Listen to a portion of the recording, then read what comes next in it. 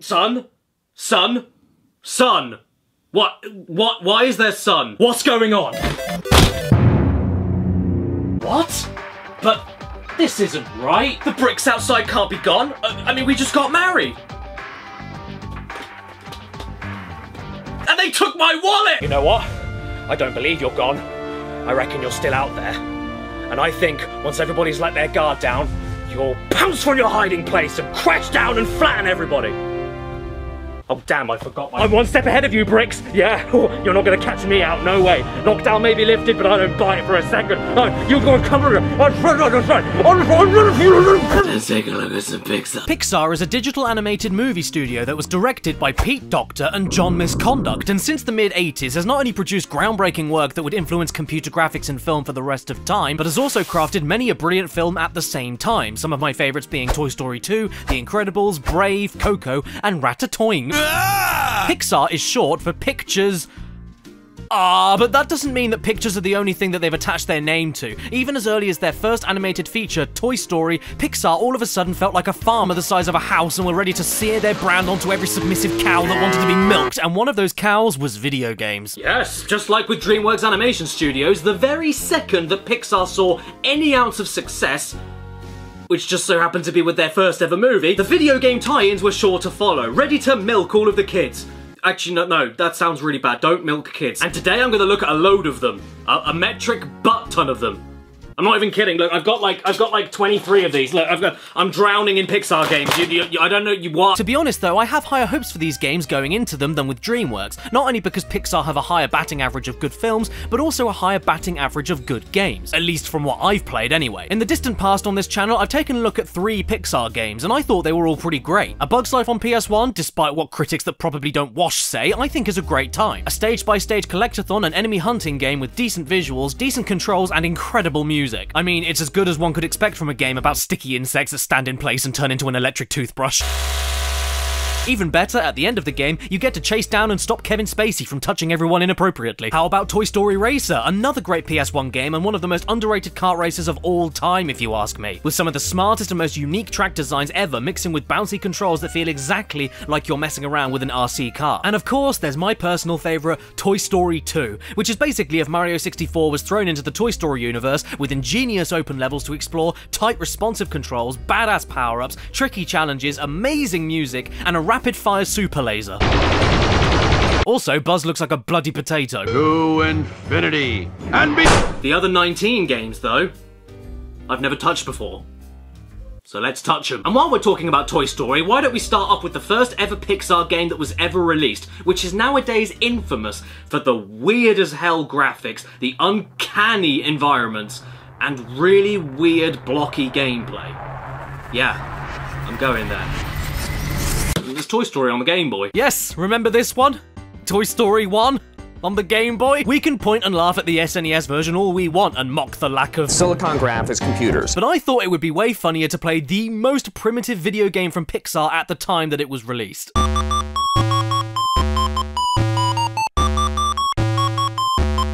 This is more frightening than any horror game I've ever played. And you know what? I should have just stayed on the menu, because as soon as the game starts, it gets worse. How do you put this diabolical waste onto a Game Boy? This is how you do it! If Donkey Kong was played by Tom Hanks and then got run over by a steamroller, you get Toy Story on the Game Boy. Oh my god, this is so rancid that there isn't even a word for it. The controls are really bloody loose as well, but hey, what are we even doing here? Because I don't know. As it turns out, the goal of level 1 is to find a bucket hidden in the stage, open it, and then watch it start shitting. After that, you head off to look for a radio and knock it down to the floor. Oh. Hey.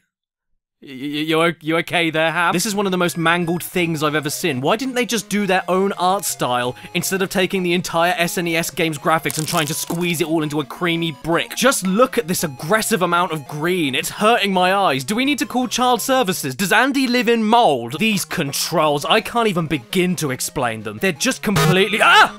What? That's it? The level's over? Woody, are you okay? Do I need to call an ambulance? Anyway, sorry, the controls. Yeah, I mean, I know you can't feel the controls watching this video, but I'm sure you can get the correct idea by just looking at this footage. This isn't Toy Story, it's Alien. Not just because of the green and black everywhere, but because we float around so much we must be in space. And no one can hear you scream. Just you try and do anything in this game. Just you try. Swinging by a grapple? Nope. Jumping upwards through platforms? Nope. Timing your jumps to pump a balloon at the right time to launch moving toys into a box? Nope. And can I just ask, what is it with this game and excrement? Rex, you look like a gnarled up turd, and I'm really not a fan of your running animation. In fact, all of the animations in this game are buggered. What's going on here? Why is Buzz swimming in midair, and why is he splayed and waiting suggestively for me on the bed? Is it because I'm Woody? These levels go on forever, man. Look at this. How ridiculous is this? How big is Andy's room? Does he live in one giant corridor? What kind of kid is Andy anyway? Why does he have a million copies of the board game Drafts? And why is he obsessed with this single book called The Fish Man? Well, whatever kind of kid he is, he's the same kind of kid who thinks the alphabet goes why?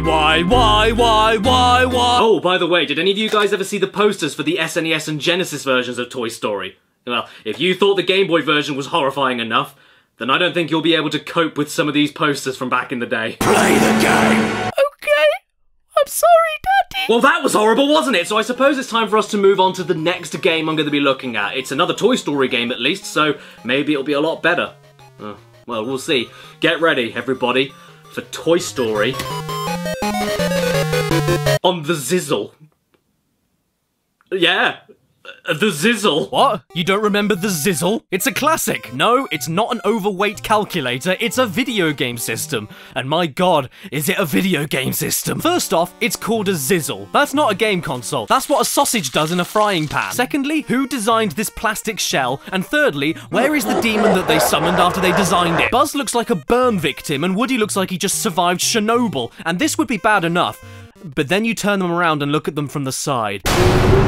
And these ugly skin grafts attached to this bulky chunk of plastic is not where the horror ends, because you turn the thing on and... Select mission. It speaks! And oh boy, does it speak. Mission.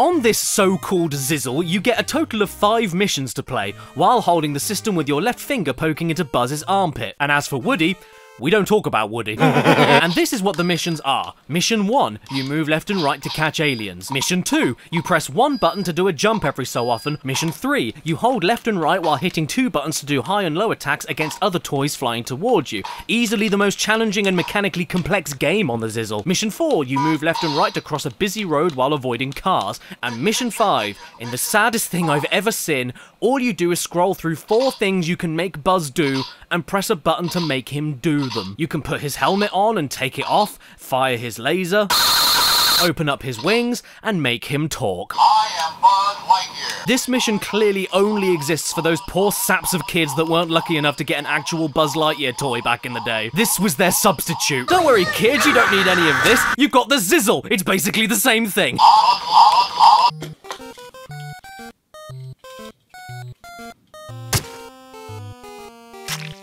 Oh! Oh! Oh! Why did you do that? Oh! Well, you know what? This was worse. Okay, then hopefully I can feel a bit better after I revisit a game I replayed countless times as a kid. Monsters Inc Scare Island on the PS2. This is, in fact, the same game as the PS1 Monsters Inc game that I know a load of people played when they were younger. I think it was called Scream Team. But to be honest, I never played that one, and I didn't even know it had a PS1 version until I got a demo disc for it long after I finished the PS2 version. It's the same game essentially, it just looks better and runs smoother. But better graphics or not, God help me, it doesn't do much for Scare Island. Waternoose looks like a raisin, and Sully here has more teeth than face. Welcome to Monsters Incorporated! Onto the training mode then, and who do I pick? Well, based entirely on the way that they walk, I'm not a fan of Sully's extending stretchy neck, so I guess I'm gonna have to pick Mike. I think I made the wrong choice. I wonder what happens if you pick Sully. Hey, I'm the monster! Oh, you are? I didn't notice. This training mode sucks, no other word for it. I get that it's a tutorial to ease younger players into the game, but this goes on for way too long since each room of the stage goes over every individual move you have. There's a room for jumping and a separate room for double jumping. That's how redundant this whole thing is. And in every single room, you get to listen to Roz talk at you, and after a while, she starts to sound like a massive sneeze. So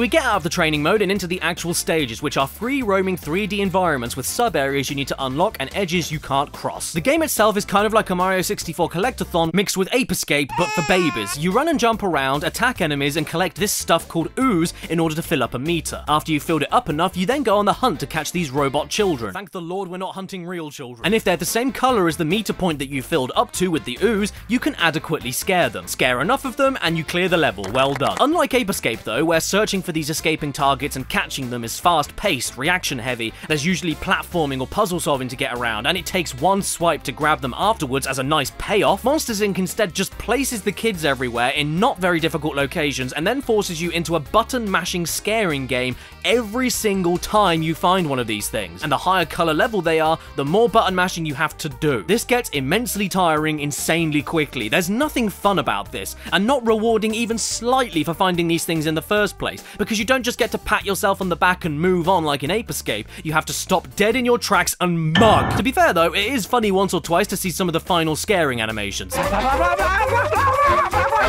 In fact, while we're here, was I the only person in the world that thought it was completely backwards in the movie that Sully was considered the scary one and Mike was considered the funny one? This thing is freakish. Why aren't kids scared of him? Look at him. The worst that Sully can do in this game is...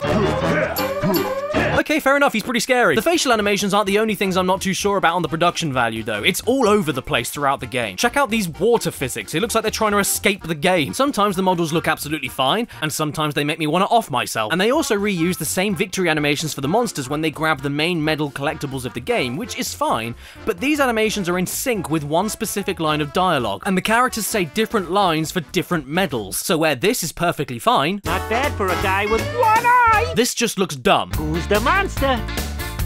I'm sorry, how does it go? Who's the monster? With an eye! For a nice bit of replayability, as you go through the game, you unlock more tools to use to access areas you couldn't get to before, and if you quit a level, thankfully, the amount of ooze and other collectibles you got on the level is stored, making the dashes towards the final collectibles and children to scare much easier. And check this out, you even get to race Randall as a makeshift boss battle, and these bits are really fun, I'm not gonna lie. Hey, you're more of a challenge than I thought. Yeah? Well, you're more toothed than I thought. I'm getting restless now. I want to go outside.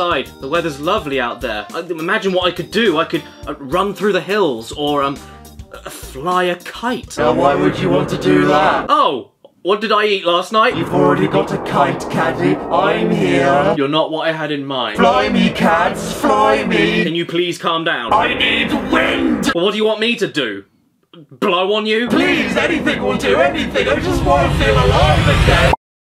Oh no! The kite turned into Finding Nemo on the GameCube. My first impressions with this game are not all that bad, actually. This visual design is very appealing. I mean, this was made by Traveller's Tales, who have been known for quality when it comes to Pixar games. And the first level of this game is... going to school. Gee whiz, Papa Bear! We start the game off with a cutscene from the movie featuring a child physically assaulting his father. Come on, fix this! And then we get to swim around like nothing ever happened. It's just our little secret. Watch me swim over to that coral! Why don't you try to swim through all those rings of bubbles on the way? Oh. I remember my first day of school. And my dad asking me that. We get to see the two main types of gameplay here, side-scrolling linear segments with a few side paths to explore, and on-rails swimming segments with obstacles to avoid. We aren't given much time in these parts though before we're introduced to some more characters. Hi, I'm Tad. I'm obnoxious. Hey there, Nemo. Nice to meet you. I'm a twat. This game takes you through the events of the movie in a style very similar to the underwater segments from Crash 3. In fact, Finding Nemo in this sense reminds me a lot of the Shark Tale game. except it doesn't make me want to kick my dog. Luckily, this is 10 times better in terms of controls and mechanics, and Finding Nemo doesn't try to do a million different gameplay styles at once, making it more focused, easier to understand, and way more enjoyable. The presentation, though, is the best bit. There's all these neat attentions to detail, like being able to dive out of the surface of the water, which serves no purpose whatsoever, but you can just do it if you want to. And the character animations in general are pretty great, especially when you're performing a certain move. Although I don't like it when Marlin tries to kiss me, I'm not a fan of that. These good visuals, though, come at a cost, a high cost at that. Like, £15. This is one of the worst performing games I think I've ever seen, and I've played Shrek Extra Large. I swear I can hear the GameCube practically catching fire trying to run this. If we aren't careful, the fish in here might cook over and we can have them with chips. Look at this shit, it's terrible. The music though, damn, it's really good. In fact, for a level about going to school, it's surprisingly epic.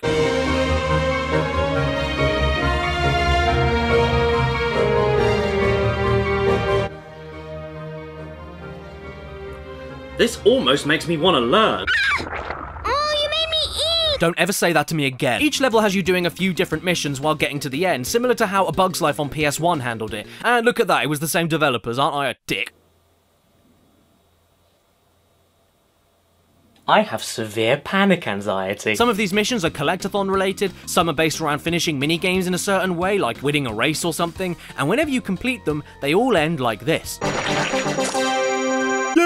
I mean, in comparison to other Disney Traveler's Tales games, this is way too simple. This is an easy kids game, but it isn't the worst thing ever. I just wish it ran better. Or should I say, swam better. You live in what kind of home? In an amendment. You live in an enema? Do we need to remove it? It controls good, it looks good, the soundtrack is incredible for missions that are so mundane, but I can't keep playing this. The performance is worse than the last time I was in bed. It makes most of what you do practically unplayable, so I think I'll end things off with a glitch where I ended up winning a starfish by dying. Yeah, I did it. You are now dreaming. Nice, isn't it? Wanna know why? Because this dream is sponsored by ExpressVPN. You know what I've been doing a lot during lockdown? Sleeping. And while I'm sleeping, I have nightmares. Nightmares about this man. What's he doing? He's hacking your mainframe. God damn. Well, how are we going to stop this? Well, with ExpressVPN. And VPN stands for Violet, please, no! ExpressVPN is a service that encrypts and protects your online data to keep you completely safe whenever you browse, shop, or game online. And it's one that I've been using for as long as I can remember. Not only for creating a barrier between myself and malicious people trying to get access to my information, but for unlocking region-locked videos on YouTube, Netflix, and countless other sites. Did you know that I live in Venezuela? Well, I don't, but you can use ExpressVPN to pretend that you do. Your IP address is then safe, your passwords are safe, and your wallet is safe. Just go to the description below to expressvpn.com/caddy and you can find out how to get 3 months of this incredible service for free. Yes, for free. You can pretend that you're in freezing cold Canada for 3 months. Actually, speaking of freezing cold... Kids, I found dinner! Huh? How did these get in here? This here is the Incredibles on the Xbox and Gameboy Advance, 2 more games from my childhood, both of which were published by Thick, and games which I poured hours into. I was obsessed with them. In fact, I was also obsessed with the movie. I was 10 years old when it came out, and as a huge fan of Spider-Man, I hadn't seen a relatable superhero story told like this before. It captivated me. Do you remember Buddy? Yeah, that was me, but with a movie. And not a man shaped like a pizza slice. And when it comes to Incredibles games, let's start with the GBA version. I never actually owned this one until recently, because back in the day I borrowed it from my cousin multiple times and finished it over and over again while my sister had this Monsters Inc game on GBA that I barely ever played. Was that any good? Please let me know in the comments, and I won't read them. The Incredibles on GBA is a 3D beat-em-up with 2D graphics that are pretty damn stylish, all things considered. But if you want to consider all things, you'll quickly notice how shallow, empty, repetitive, and bland this game is at its rotten little apple core. You have special moves, you can dash, you can jump attack, you have combos, but none of this means anything when your approach to every single situation is the same over and over again, which is then topped off by the enemies being copied and pasted exactly the same over and over again. By the way, these guns, yeah, they're not fun to deal with. They can get stuffed. Hang on, what is this old woman doing hanging out on the roof of a skyscraper? Oh, what's that? This guy's gonna jump to his death? Well, if this face was coming at me, I'd want to jump too. Incredibles on the GBA is a distraction at best and boring at worst. You can't even save your progress and can only use passwords. Yes, in 2004, this is pretty pathetic. Wait. How did they get away with that as a password? And now we're onto the Xbox version, clearly and obviously the better game between the two, and the one that I spent the most time on as a young'un. You get to do all the things that superheroes do, like beat up bad guys, roll around in a force-field ball at 1,000,000 miles an hour to knock down guards and solve physics puzzles, turn invisible, try to get sticky bombs off of capes without actually trying to get the sticky bombs off of capes, race the school bus to school in the middle of broad daylight when you're supposed to be hidden under cover, save all of the civilians that look like ducks, and get to the scene of the crime just in time for your chin to save the day. Just like the GBA version, this is a beat-em-up game, but just way more varied, interesting, explorative, and there's more powers to use, more platforming, and I mean, it's on the Xbox, look at it. You also get to crush people under steel girders in a kid's game. The game looks pretty good for an Xbox title, you know, except for Mr. Incredible's crouching animation. And for some reason, there are quite a lot of graphical oddities and texture glitches in this game. The cars have metal nipples. Maybe it's because I'm playing this on the Xbox 360, but I don't know, man. Some of these things just feel like they're part of the game to me. Let's take a look and see what's on the other side. Oh, don't worry, Elastigirl. I know what's on the other side. Your husband's deconstructed face! This is the greatest graphical bug I've ever seen, and it's absolutely terrifying. Not only does the wall dress up as Mr. Incredible, but the floor does, and even entire skyscrapers. Look at this. I know Mr. Incredible is big, but he's not that big. Sadly though, for as much as I loved this game as a tot, especially the Violet and Dash ball rolling stage, it can be pretty tiring in places. The combat is nothing special at all, and there's way too many grouped enemy encounters that require standing around and waiting for more waves to appear before you can move on. And with instances like these battle tank mini-bosses, the amount of waiting you have to do just to get an attempt to hit them 1 time out of 3 is agonizing. But it's okay, because with the cheat code SAS mode, you can jack up the speed of the game to 300% and make it utterly unplayable. But at least waiting isn't a problem anymore. Speaking of speed, the best bit of the game will always be the fact that you can control a speeding child and get run over by cars. Yes, I did it! Average speed 147 miles per hour, I ran for 13 miles, and I burned 187 calories. I did all of this and burned off the same amount of calories as a Kinder Egg. Exercise is a lie. But don't leave your seats just yet! You can run into that moving truck anytime you want, because right now, we haven't even pierced the skin of the cream. Did you know that before the Incredibles 2 movie released in 2018, there was another Incredibles 2 that was actually treated like the official canonical sequel to the original movie called Rise of the Underminer for the Xbox? Look, I personally love the movie, but no matter how you felt about the sequel that we eventually got, I think Dog Sick would have been better than this game. But hey, at least we get to play as Frozone this time, which is great because he finally found his super suit! This is a 2-player linear 3D beat-em-up once again, with the single-player mode allowing you to switch characters whenever you want, and the first level of this game shows you absolutely everything you are going to be seeing and doing for the next 4 hours. Production-wise and gameplay-wise, it's all spread on you right here like an invasive swab test in the first stage, and it never gets any better or changes even remotely as it goes on. You hit robots in brown and grey tunnels with basic attacks and occasional special attacks, you hit robots in brown and grey tunnels with basic attacks and occasional special attacks, and you hit robots in brown and grey tunnels with basic attacks and occasional special attacks. Sorry to be redundant just to make a point, but this game doesn't seem to have a point, so I'm making up any point that I can. Just look at this. This is level 1, and the most impressive the visuals get. And even then, it still completely ignores the laws of sound. It's raining boulders! Keep moving! You know what I'm gonna do? I'm gonna apologise to Crash of the Titans. I'm sorry. I thought that you were the most mind-numbing and tedious button masher I've ever played.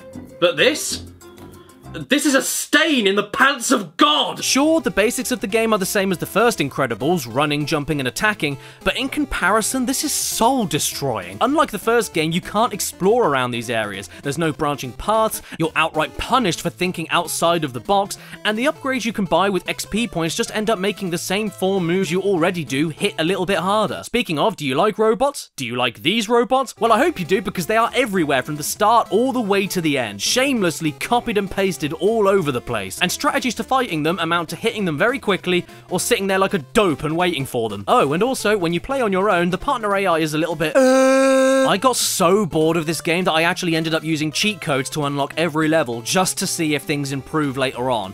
And no, they don't. Believe it or not, I'm not showing you the same level over and over again. Aside from like one ice level, every single stage is you fighting robots in a brown hole. Yeah, I'm gonna put this game in my brown hole. The Incredibles Rise of the Underminer. Why the hell is this game even called that? The Underminer never goes above the ground. He doesn't rise in this game. This should have been called the Incredibles Compost. At least the first game, for as flawed as it is, allows you to discover secrets, do more platforming, solve puzzles, control multiple characters with different playstyles, and lets you smash up enemies. This is just running and punching over and over again. And if that wasn't enough, these robot villains that talk to you are some of the worst I've ever seen. Focus all those forces to reverse the poles and flip the whole planet. I was ordered to make 100 giant Gilganbots. The skies will be filled with dirt, and the sun will become a distant memory. Oh, sorry, I didn't realize you were talking. I was busy watching paint dry. By the way, why does your helmet have a hairy egg in it? Who cares? Because now we have an Xbox 360 game based on a movie where two female cars flash their headlights.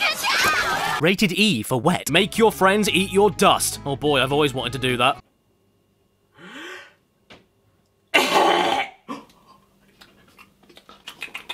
On my 12th birthday, I actually got Cars the video game on the PSP, and honestly, I remember liking it. Problem is though, this is not a port of the Xbox 360 version, so I'm going to keep my expectations pretty low. Contains no sex. Aww. We start the game off with a dream sequence where we have to do a race, because this is called Cars, and that is what cars do. They can't play chess. And the racing mechanics here are... they aren't the worst I've ever played, but I don't think I can call them good either. I mean, check out this power slide. Yes, that was me holding the slide button and steering at the same time. It's absolutely useless. Here is what power sliding is good for. Do you want to turn? Or do you want to turn? We finish off the dream and get an amazing idea to start up our own local Grand Prix because we're bored. He wants you to meet him out at Willie's Butte later? Excuse me, I am not going near anyone's Willie's Butte. The real game starts off and Mac is staring right up the back end of Lightning McQueen. Hey, howdy-ho, buddy-o. Oh no. I think he likes my Willie's Butte. Okay, apparently there's a hub world in this game. I wasn't expecting that at all. What the hell am I supposed to be doing in here? Ow! Jesus, roadkill! What the hell, game? You said there was no violence. Well, hey, at least I can crash into Mater. That's all I've ever wanted to do.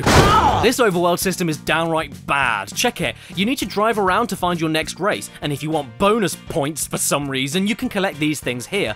But there are no guideposts anywhere, and the minimap does a pathetic job at not only showing you what kind of missions are available, but if you've even completed them or not, leading me to do the exact same dream sequence race I already did by complete bloody accident all over again, and then I ended up mistakenly changing my look into a car dressed in 80s fitness spandex. Hey, if it's your thing, Godspeed. So I finally find my next race, and I said out loud to myself, wow, because, ooh, these physics must have been sent to us by false gods. The controls here, despite driving on the dirt, are rigid and strained. There's no sense of slipping or sliding to your steering. It just feels like you're driving a bus all the time. And yeah, did I mention the physics? Because they're here, and they're like a drunk auntie at the Christmas party that no one likes. This hub world, man, I can't describe how awful it is. Taking aside all the map issues and backwards roundabout mission selection system, it's empty, dull, muted in the colors, and I get it, it's a desert, but if it was going to be this bland, I would have preferred a selection screen, especially since most of the races I did were mostly also set in the same goddamn desert. This adds nothing but wasted time to the game, and with so many awkward and cramped and tiny side bits to find items in,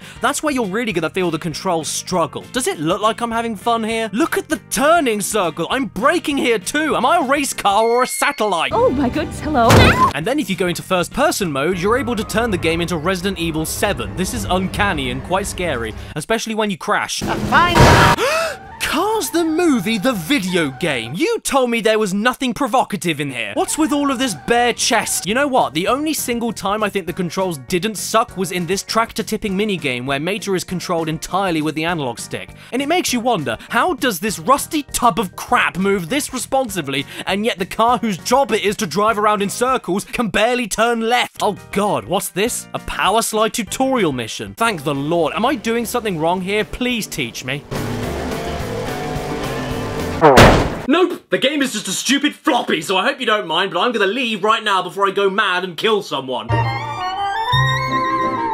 Yeah, did you know that Up had a video game tie-in? I didn't, and they made a version of it for the nut you can play with outside. And the game was made by Arse Bozo Studio. Okay, so it's asking me for a name for my save file, but there's only so much I can put here because there's a 3-letter limit, so, I don't know, my name is Yum. We start the game off with some FMV sequences that don't look too bad. I reckon this could trick kids into thinking this was from the movie, but then we see Russell walking into the room like an upright vacuum cleaner, and I'm immediately concerned. And as far as Carl goes, phew, he looks pretty bad. He definitely doesn't look like he does in the movie. He's a proper gilf there. But then again, I don't think I'd want to do that anyway, so he's a good. Okay, somebody explain this to me. How does this guy, an ancient grieving pensioner, jump around like he's on a trampoline, climb up the sides of cliffs, and Indiana Jones his way across vines, yet he walks around like a crooked spider hungry for a dead bird? So yeah, ever wanted to play a game where you're an old man? Then Up on the PSP is the game for you. And to be fair, it is pretty accurate if you wanted a cynical old fart simulator. You can play little competitive games with your kid and not let them win. Oh, what's that? You want to collect all the bugs? Well, I can smash them faster! And that's not all. You can ignore them as they cry for your help, run away from them as fast as possible so they can't keep up, and even push them into a load of spiky, jagged rocks. When you aren't doing that, you're playing the most basic partner-based puzzle platformer of all time that barely requires any thought. Carl? Are you okay there, Carl? As for the mechanics and controls, well, they don't even work half of the time. Like here, I get captured by this trap, get told to spam X in order to escape, but it never ever works, and I end up losing health and resetting the puzzle every single time. What am I doing wrong here? Aside from that though, Up is painfully easy to the point of sleep-inducing. I know this is only stage 1, but this is a flat-out depressing looking game. And when you start solving the— Hang on a second, Russell! How did you do that? We've got old men doing trapeze gymnastics and a small child who can throw adults over their shoulders. Am I playing Up or the Avengers? Don't get your hopes up, kid. That rotten wood is never going to be a canoe. Which is why I'm going to use it as a canoe right now. Jeez, my god, when did this game turn into a government warning about steroid abuse? How is Carl doing this? This is ridiculous. I can practically hear his spine mangling. You tap X over and over again to move forward and try to fit through tiny gaps with water physics stopping you and crocodiles in the way. Yeah, I'm done. This game is way too dull for me, so I'm stopping. Sorry, Up. You made me feel down. Bad joke! Ah, shut up. It was a better joke than naming your movie after a pun. Ratatouille. You get it? 'Cause he rat! We start the game off and we have the worst loading screen I've ever seen. It's nothing but a static chef's hat that doesn't do anything. Come on now. It moved. Need to wash up before I handle the food. So I begin the game running around on all fours with my hands, jumping about, getting a feel for my surroundings, and then... Oh dear. You can't touch the milk. Oh my god, what's this? Is this a sniffing button? It is! It's a sniffing button! Who put this in the game? Who asked for a sniffing button? You smell nice. Okay, so far this game feels pretty aimless. I'm not exactly sure what I'm supposed to be doing. Oh wait, I get a reward for jumping on this handle? Awesome. Oh, well. What a great reward. Death! I don't know. Is this the way I'm supposed to go? Ah, look at that. I got an achievement for jumping on a stump. You're one of those games, aren't you? So now it's time for me to tailspin these cans away. Okie dokie. The sound design isn't the only problem I have with the presentation though. What is going on with the floor here? It looks like the floor textures load as Remy runs towards them. Is this texture pop-in that follows your feet? I've got to carry on though, so let's just do that. I'm being shown how to carry and place items now. That's pretty neat. The peppers explode. Where the hell am I? What kind of illegal weapon smuggling is this woman up to? Why do her slippers look like Christmas ham? And why does Remy look like Oliver Twist? Please, sir, I want some more. What do you think that jumping on jets of water sounds like?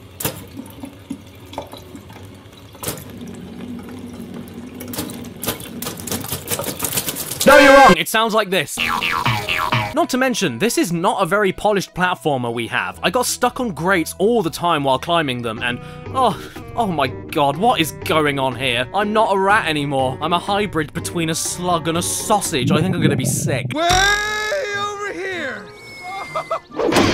Okay, you know what? I'm convinced now. This old bag has some kind of gang operation running. A rat this size heading towards a window that fast would break it, which must mean this is bulletproof glass. Why does she need it? Christ almighty, that's why! She's a murderer! She sells exploding peppers on the black market and buries snitches in her garden. This farm kingpin needs to be locked up! How am I so close to this woman's legs that I'm practically looking up her skirt, yet I'm not dying? And pray tell, why do I activate a mousetrap right here and brush it off like, I'm okay? But then the second a tiny speck of loose gravel gets in my way, I trip over and fall flat on my face. Oh, that's reminded me. After I'm done with playing this game, I've got a great place we can go and get lunch. Nah, don't worry, you'll love it. Yeah, I've booked a table at Cafe Rat! After this tutorial segment, we then end up on the main game as we search around the city streets of Paris and collect a certain amount of items by jumping around in order to go back to earlier areas and unlock minigames to complete, and therefore progress through the game. You know what other game works like this? Yes, Shrek's Treasure Hunt on PS1, but now, instead of being a stinky ogre, you're a stinky rat. The minigames you have to work with are things like running around a spinning cylinder in the sky trying not to plummet to the earth, or running away on a turntable away from mechanical clumps of knives slicing vegetables at 1,000,000 miles an hour, so yeah, nothing too traumatizing for kids, but then again, maybe Remy deserves it. Great! He's a bit of a psychopath. There's my restaurant! That there was the voice of the ghost of Chef Gusteau, your guide through the city streets, and this game will make you remember that, because some genius in the dev team decided that he should repeat every single line of tutorial dialogue for every area and item you walk by, each and every time you load in and out of a minigame. The compass can tell you where to find a mission marker. Something more annoying to me than that, though, is the fact that the game itself, when you're just running and jumping around the area, isn't too awful, but it's completely mauled by tiny flaws that all group together into a nest of regret. It's little things like being able to climb up pipes being a mechanic, but not every single pipe, and things like balancing on tiny platforms with the action button giving you no indication it even worked until you actually land on it. It's not like in something like Sly Cooper where there's a little twirl or grapple animation after you press the button letting you know that everything is about to connect. You only know if your button press worked in Ratatouille if you land on the thing or fall straight through it. There's no clear timing and the actions are incredibly unresponsive. You just gotta mash the action button and hope that you land on the thing. And that's not fun. It's funny. Collect enough of these items and you'll be able to open a tall mission. Oh cool, thanks for letting me know. Collect enough of these items and you'll be able to open a tall mission. Yeah, don't worry, I heard you the first time. Collect enough of these items and you'll be able to... Are you gonna say that every time I pick up a couple of these things? Collect enough of these items. There's 100 of them! Who programmed this? Is this necessary? No, it's not. Ah well, at least we can all agree that that is a good smelling place. And so, I learnt my lesson about buying bad Pixar games and decided to pick up Cars 2 on the Xbox 360! Fantastic. Real good fun.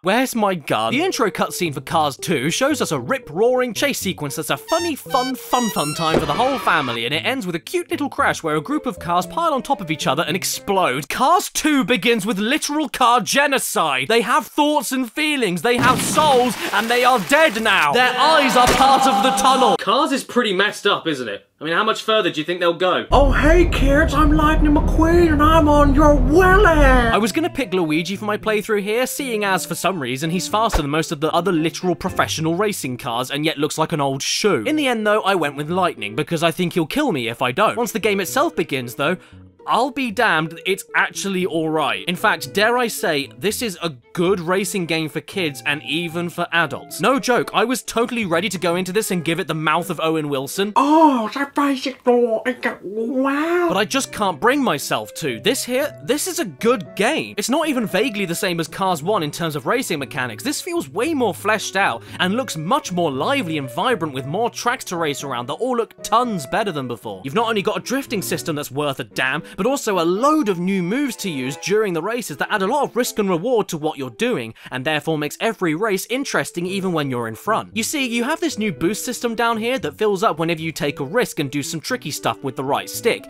You can flick up to drive up on 2 wheels and make your steering very limited, flick back to drive in reverse and swap the left and right controls around, and tap A to jump up and over different obstacles and even jump off of ramps to reach shortcuts. Much like in Sonic All-Stars Racing, you can even do stunts in mid-air by flicking the right stick. If you can keep a good streak of these going without using one of the 3 mini boosts you can save up, once you get your 4th mini boost, you can then activate a massive boost, which lasts for ages, goes really quickly, and knocks out any other racer around you. You can even get more boost fuel by doing certain stunts through certain highlighted routes, and you can interrupt other racers doing their own stunts by smashing the right stick left and right while driving on the floor. But wait, that's not all, you strap! Because you also get races that allow you to use items and power-ups, missiles, oil slicks, and bloody machine guns. What happened here? Cars 2, of all things, arguably one of the worst 3D animated movies ever made, ended up with a good game. I'm sorry, News of the World, you earned that pun. That pun is correct. Recycling? No! This really surprised me, so well done, Cars 2. Which is something I never thought I'd ever say. Warning, high-level weapon in play. No. Okay, great, so what do we have next? Another Cars game. It takes more than speed to become the ultimate racer. It also takes crack. So this game is the most modern that we have today. It's on the PS4 and starts with a TV show called Chicks Picks with Chick Hicks Dicks, where we get called out live on air to challenge another race car. And so, because we're live, we've got to accept it, otherwise we'll look like a puss. So naturally, in order for us to win against this guy, I'm gonna pick Guido. And I kid you not, Cars 3 is the same game as Cars 2, but just better. How is Cars, of all the Pixar franchises, doing this? It's almost like these bad movies about multiple cars were made as an excuse only to make merchandise. And 12-year-old me agrees. In Cars 3, you've got the same power-ups, same good controls, same stunts, same weapons, and same turbo system, but now with loads more tracks that are way more visually varied, so many more types of race, and a much faster pace that allows you to pick the next event you want to do in a drop-down menu after each race, instead of loading back to a main menu after every single one. Being on the PS4, it also looks pretty damn gorgeous, to be honest. It runs smoother than the other games, and I mean, you can even customize the colors and accessories for the car you pick. I'm absolutely gobsmacked. The music is mostly filler background noise, to be fair, but other than that, this is a bona fide keeper. Even the track design is great, since there's like a million different ways to go, routes to take, shortcuts to discover, and because of that, it makes the computer players an actual challenge, even on normal difficulty. I nearly lost plenty of races because of the added challenge here. I'm amazed, I've got to be honest. But like all good things, unfortunately, they must eventually come to an end. So let's just move away from Cars for one goddamn second, and instead take a look at Wall-E on the Xbox 360. I'm just kidding, it's Cars again! Oh look, it's more cars, they drive along and go... But now it's all about Mater, so it sounds more like... Who asked for this? What kid in the late 2000s was this desperate for a video game all about everyone's favourite character from the best Pixar movie of all time? Mater. I'll tell you who. A big old trollop. The first thing you see in this game is Mater himself with his face right up to the camera and his tongue sticking out. Remind me why anybody asked for this game? Oh, don't worry, I know. You want to know about this game? I'll tell you. It's Cars 1 again. Yes, I'm not pulling your jammies, this is the same bloody game as Cars 1, all the way down to the bony little finger. Same hub world, same objective markers, same races, same collectibles, except now we have missing sound effects for some reason. Disney, where dreams come true. The only things I can give Mater National some credit for are that firstly, you don't really play as Mater, so why'd you have to scare me like that? And secondly, the controls and physics are a little bit better than the first game. You actually slip and slide around the dirt like a rally car this time, and the power slide actually makes you drift a little bit. There's a pretty useful tight turning button, there's more mini games, there's a recharging boost system, and the map actually shows you what events are around you and which ones you've already completed. However, this is still pretty mindless stuff. You race on identical tracks over and over again with barely any different stipulations. I'm sorry, but I absolutely fail to believe that this battered up old hunk of beef overtook a racing car at the starting line. Next you'll be telling me that these cars have organs. Oh, they do. And if there's anyone out there who knows how to do the best single lap around everyone in town, it's Trollop. I'm a little bit concerned at all the adverts in this game though. Shifty drug? What the hell do you think they sell there? Do you think they would help me leak less? Oh, hey there, car friend! Okay, yeah, I think I'm just about done here. I'm gonna move on to the next game. Oh my god, I'm a monster truck! This is horrifying. What madman put this in the game? Okay, in all seriousness, we're done now. Not because there's no more games of Cars, there's plenty of them, but I'm just sick of looking at all of them at this point, so why don't we move on to another slab of metal that's actually cute. Wall-E on the Xbox 360.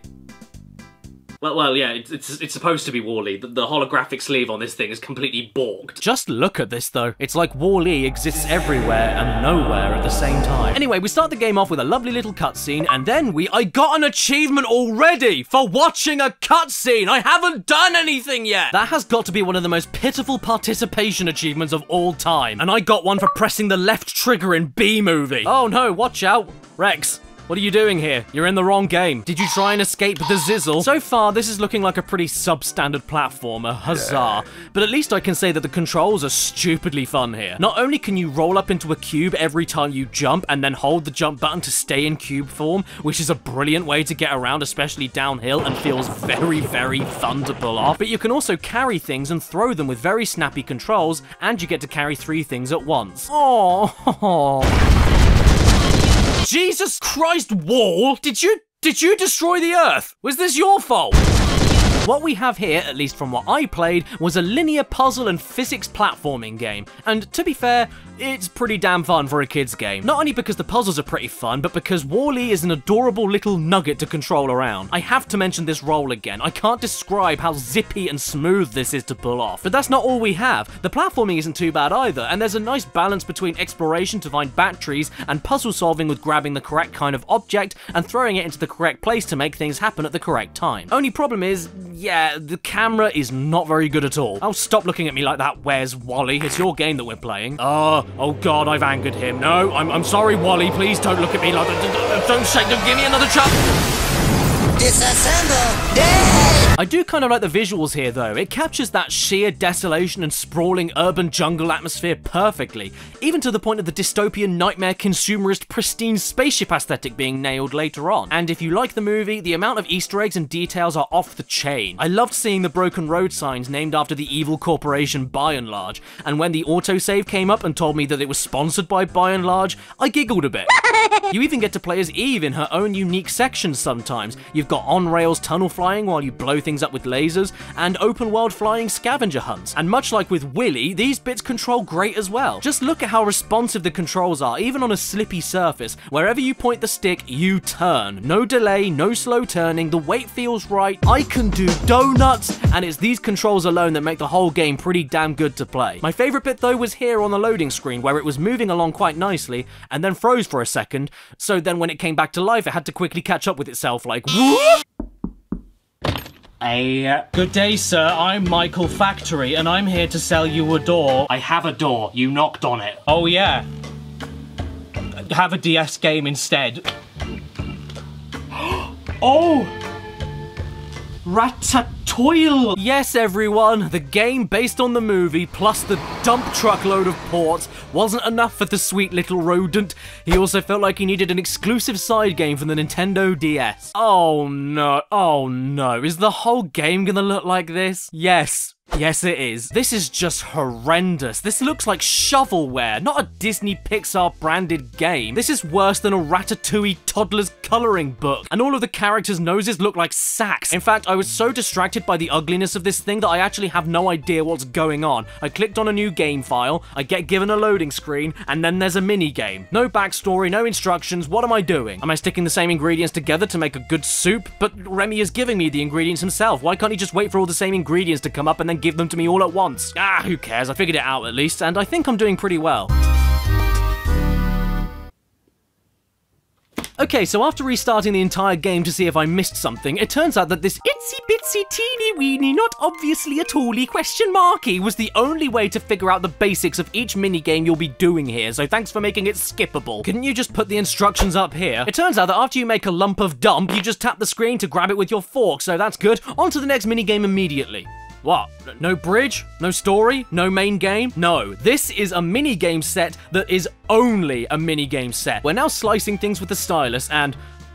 that's it. And then we're cooking things without moving any of the cookware. I'm sorry, what is this game? Why is it a game? What's the point of anything that I'm doing here? For 2 screens and touchscreen capability, this is one of the most restrictive and shallow games I've ever played. There's nothing here. You just jump from minigame to minigame with no scoring system, no linking segments, no rewards. You just touch things a few times while staring at this thing that looks like Thomas the Rat Engine. I mean, cooking games on DS go together like bread and butter, right? It's touchscreen. It couldn't possibly be that difficult to make an engaging game, could it? Cooking Mama did this pretty well. Hell, there's even more complexity, variety, and content on the Mario 64 DS minigames, and they weren't even the standalone game. Peppa Pig on the DS offers you more than this. Peppa pricking Pig!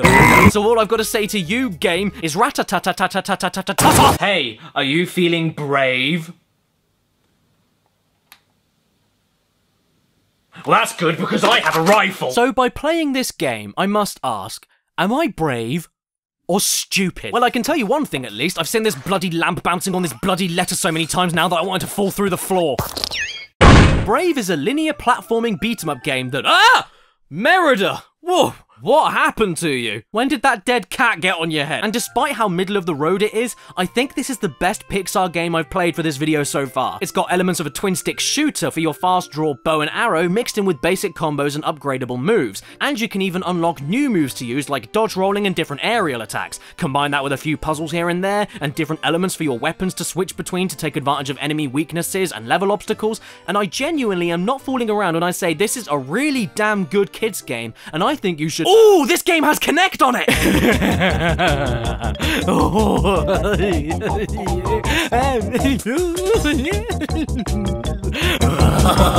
Excuse me. What is going on with this bollocks? Kinect, help me please and answer me one question.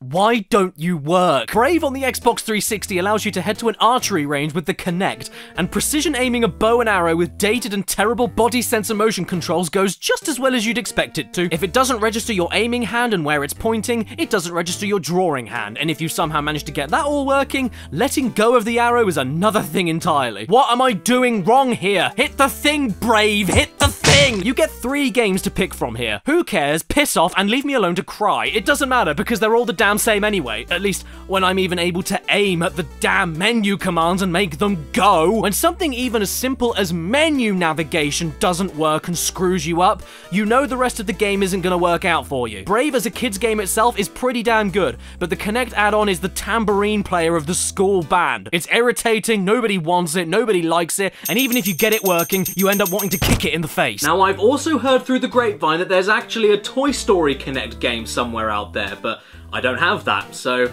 I suppose I'll save it for another video. Won't I, Kinect? You scamp! Anyway, while we're on the subject of Toy Story, here is Buzz Lightyear Star Command on the PS1. Merida looks like cup noodles. Before we get into the game, can I just say one thing? I never watched this show, but the movie Buzz Lightyear Star Command, as far as a cheap spin-off goes, I really like. It's pretty funny, actually. Target the planet of widows and orphans! You fiend! There he is! I knew that would get him. And appropriately, the video game tie-in is also making me laugh, but not in the right way. We pick our first mission and get treated to a phone call, which I honestly zoned out from because this dude just kept saying the same words over and over again. Getaway spot. Getaway spot. Getaway spot. Getaway spot. Getaway spot. I think I'm going to the getaway spot. Oh look, it's a scene from the show. That's pretty cool at least. Lightyear could handle this one in hypersleep. Ooh, bye.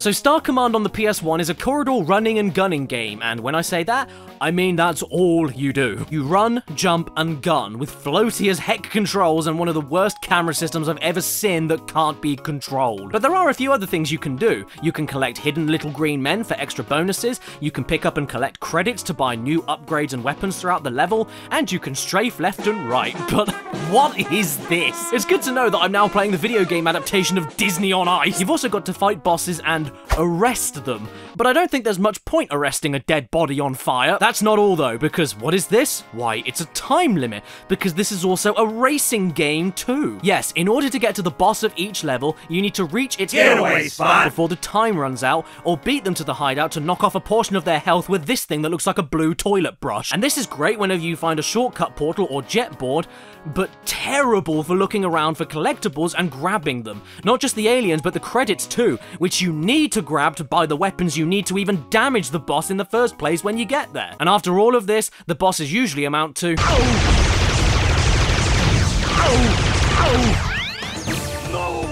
Absolutely brilliant. These two styles of gameplay are at odds with each other constantly in Star Command. You need to find the hidden things and collect enough credits to get extra medals in order to progress, but you also need to do that while not running out of time, meaning potentially rushing by basically everything, and you haven't really got a chance to let the game itself or its level design sink in, so if you have to retry it, you don't really remember where the best places to go are, where the best weapons are, where the collectibles are. It's just really messy. It's not awful, but I wouldn't exactly describe it as fun, and it's not that difficult, more just irritating. Not helped at all by the total lack of camera control and no weapon lock-on. What? Even when the levels do get a little bit more interesting, like on Planet Flambe, it doesn't give you breathing room to search around it or discover more interesting platforming or secrets, because otherwise you'll game over from being too far behind. Check out level 3 here, where I'm supposed to hit all of these bombs or else they'll detonate and destroy the whole level, but I'm given a jet board really early on because of how fast this joker is, so I ended up missing one of the bombs in the level as I was heading for a shortcut which I thought I was supposed to do, but nah, because I missed that bomb which was on the corner of the screen, game over. All because Star Command can't make up its mind on what kind of game it wants to be. And when I finally did perform everything correct on this level, I accidentally activated a power-up for Booster, who looks like a giant beat, to come down and smash everything, causing the bad guy to get ahead of me, which means that the level itself never pauses, which means if my countdown clock was running, I might have lost the level right there, completely out of my control. Why does Buzz have a gun anyway? He uses a laser in the movie, and he has one on his arm. Where is it here? And why does he sound like Joe Swanson? Stop right there, Creepazoid. So why don't we end this marathon off with a quick look at Toy Story 3 on the 360, which, by all accounts, is one of the best Pixar games ever made. What? Yes, Woody, I know. I couldn't believe it either. It opens up with this fantastic intro stage, playing like a mix of Crash Bandicoot-styled animal riding, Uncharted-style platforming, and Red Dead Redemption 2 train hijacking as we brutally murder a load of aliens by throwing them onto the metal tracks at 90 miles an hour. We also put a load of cows onto a catapult because they're old and I can't milk them anymore. By the way, guys, I also thought Woody was supposed to be all floppy, so whenever he runs into a wooden door, why does it sound like... After this segment, you're thrown into the hub world of sorts, and this isn't any old hub world where you just pick levels. It's a massive level in and of itself, set in an old western town that you are the sheriff of, with a million pieces of clothing to collect for your villagers, loads of treasures to find, tons of areas and side pockets to explore, gold coins to mine so you can buy more toys to help you collect more stuff hiding out of your range and unlock more mini games and different characters to control, and residents to help you so that you can unlock more stuff in order to customize the buildings and build more things to play within the town itself. You also get to toe punt all of the orphans. Seriously, what is it with kids games and being able to assault other kids? And look, you're even told specifically how to drop kick all of the children! What is wrong with this game? And can I order more copies of it? Oh, looky here, it's Stinky Winky Poo Pants Pete. This is for all the trouble you gave me in Toy Story 2, you bastard. Okay, so Bullseye was an amazing thing to purchase this early on in the game. Wanna know why? He runs and jumps really fast around the town, he can activate specific minigames only he can do, which are very fun and give you a good layout of the land around you, and more importantly, he helped me find a townsperson stuck in a well. Oh, okay, well, we beat the mission of finding the guy by just looking at him. Hey man, I was told to come down here to find you, not get you out, but I suppose you look happy enough down there on your own anyway. This mode here properly makes you feel like a kid again, playing with the biggest box of toys you can imagine. It's so much fun. And that's just the sandbox portion. The main story missions are alright too, except for Demon Baby Half-Face over here. I don't think this is anywhere near as creative or replayable as Toy Story 2 on the PS1, and your movement options are much more limited, but for a game following the events of a movie and taking a few liberties on the side, Toy Story 3 pleases both those looking to go through a varied and satisfying action platforming adventure, and those looking to just take it easy with nice music and throw prospectors into shop windows, so that you can give them a new haircut and make them leave looking like an angry jellyfish. For as unimaginative as what I'm about to say is, I truly believe it. This is like the ultimate toy box game. I would have loved this game as a kid, but now I'm an adult and completely miserable, so I'm gonna stop. At least I can do the one thing I've been desperate to do since the movie came out, and smack Lotso in his stupid face. And with that, this long Pixar journey has finally come to an end. But what a ride it's been. Just like something you'd find at Disneyland. I really do mean that though, because where most of the Dreamworks games I played were down there, the Pixar games I played were all over the place, up, down, and all around. Some were great, some were terrible, all in the same breath. And because of this flip-flopping quality, I can completely understand why they don't focus on movie tie-in games anymore. In fact, the most recent Pixar game I got was LEGO Incredibles, and that was a really good one. Not just as a LEGO game, but as a multiplayer action platforming game with puzzles to solve and lots of different things to do, and as a Pixar fan service game. So I think it's safe to conclude here and now that as a whole, I've been pleasantly surprised by a few places with Pixar games. It's been bad. My god, has it been bad. Most of this stuff I wouldn't recommend you touching with a 30-foot long pole, but I don't feel as exhausted here as I did with all of the Dreamworks games I looked at in another video, much like how I feel about each of the studio's movies themselves. Well, see you later, everybody. I've got to head out now because I've got Merida's hair in a cup for dinner, and I don't want to watch another Dreamworks or Pixar film ever again. So, what other companies can I rely on for 3D cartoons? Illumination. Oh, Jesus. Wait, there's a Minions game?! Subscribe and hit that bell. Follow me on Instagram and Twitter. And where's my dinner? Special thanks to my top tier Patreon supporters in the description below. Matthew Hubble, The Classy One, Karj the Mage, Michael O'Donnell, Kenneth D, Ethan Spencer, Lizzie and a Tizzy, Abyss Wraith, Matthew Gunthorpe, Ingvald Pettersson, Kyle Berg, Calvin Cascella, Stephen LeBlanc, Iron Ninja, Daniel and Alex, X-Shadowhunter ZX, Red-Eyed Critic, Skullman, TARDIS Type 40, Dave Marshall, The Game Shed, Ramen Wolf 1485, Slowpong, Mitchell Reed, 80 Thornton Smith, Amdazam Dal, Basil, Fart Rules, and Exopaz. Stan. I just saw the word death and saw the picture of Stan and my heart dropped, and then I was relieved when I read the rest of the tweet. Glad Stan is okay.